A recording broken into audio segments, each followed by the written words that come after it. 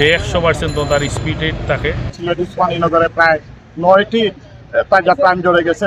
দুর্ঘটনা হিসাব নিকাশ করার আমাদের ডায়েরি পরিপূর্ণ হয়ে গেছে। একজন ড্রাইভার তার ইচ্ছা সে গাড়িতে ওঠে না, আপনারা সুযোগ করে দিচ্ছেন, আপনারা অবৈধভাবে দিচ্ছেন। বিশেষ করে হাইওয়ে পুলিশের অ্যাক্টিভিটিস একবারেই নেই।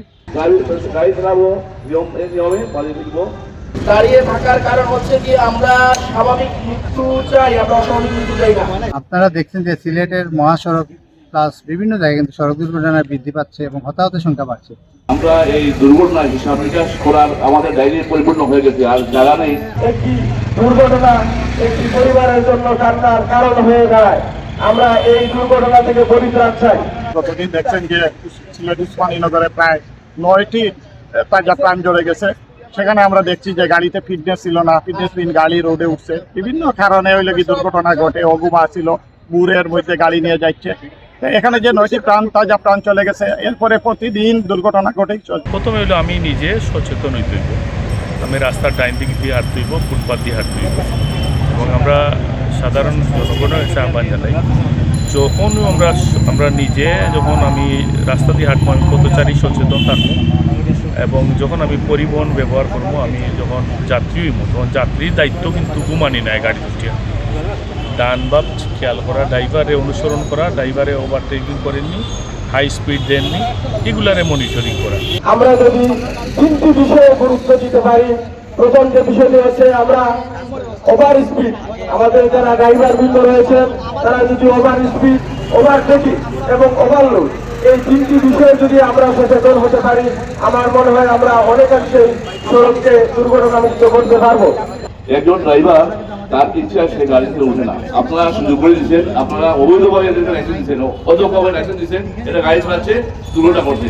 তার প্রাথমিক শিক্ষা নাই, এদিকে স্কুলের ড্রাইভিং স্কুলের কোনো শিক্ষা নাই।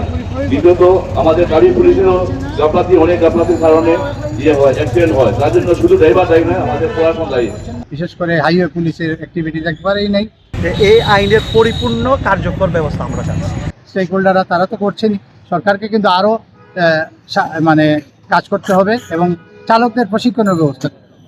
আজকে এখানে আমাদের জেলা শাখা 6টি দাবি উপস্থাপন করেছে। বিশেষ করে উল্লেখযোগ্য দাবির মধ্যে ফিটনেসবিহীন গাড়ি, অদক্ষ চালক, এইগুলা যেন রোডের মধ্যে না বের হয়, এই ব্যাপারে পদক্ষেপ নেওয়ার জন্য প্রশাসনের প্রতি জোর দাবি জানাই। এটা আমরা মহানগর শাখাও একাত্মতা ঘোষণা করছি। আমরা চাই সরকারের পাশাপাশি প্রয়োজনে আমাদেরও যদি সহযোগিতা মনে হয়, আমরা সকলে মিলে এই সড়ক দুর্ঘটনা কিভাবে কমিয়ে আনা যায়, কিভাবে মানুষকে সচেতন করা যায়, তার লক্ষ্যে আমরা কাজ করি। অনেকে ডরাইয়া কিন্তু বাই রোডে দেখা যায় না, আমি 13-14 ঘন্টায় দেখা যাই, কারণ যে গাড়ি যে ড্রাইভার লয়ে যাই সে 100% তার স্পিডে থাকে, তারে আমি নর্মাল করিয়া চালাইতাম চাই। এই বিষয়টা আমি চাই এই সমাজও আমরা সকল মানুষে যখন আপনি পরিবহন ব্যবহার করবা, পরিবহনের ড্রাইভারে আপনি অনুসরণ করবা।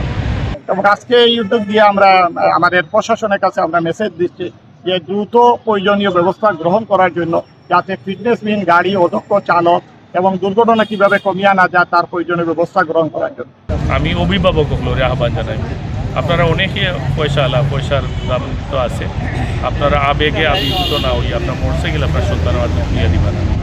যদি মোটরসাইকেল দিন একটা মৃত্যুর কারণ হয়ে দাঁড়ায়, তার ম্যাচুরিটিও এবং তার বালাহরি বুঝুকা আপনি নিজে আপনার সন্তানদের রক্ষা করুক। আমি সিলেটবাসীর এটা আহ্বান জানাই।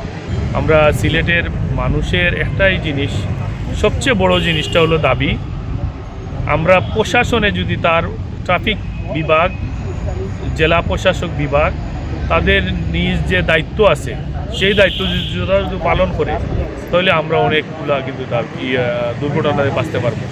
একটাও আমি দাবি মনে করি, প্রশাসন যদি সঠিক হয়, আমরা একটা কথা কই না, পুলিশ যদি সদিচ্ছা করে তাহলে সব কিছু করতে পারে। এটা অনেক নজিরে বাংলাদেশ ও সিলেটও আছে। আমি প্রশাসন যদি একটাও আহ্বান, প্রশাসন যদি আপনার সদিচ্ছা থাকে তাহলে আপনার এইগুলা যে কোনো সমস্যার সমাধান করার একটা দাবি আমার।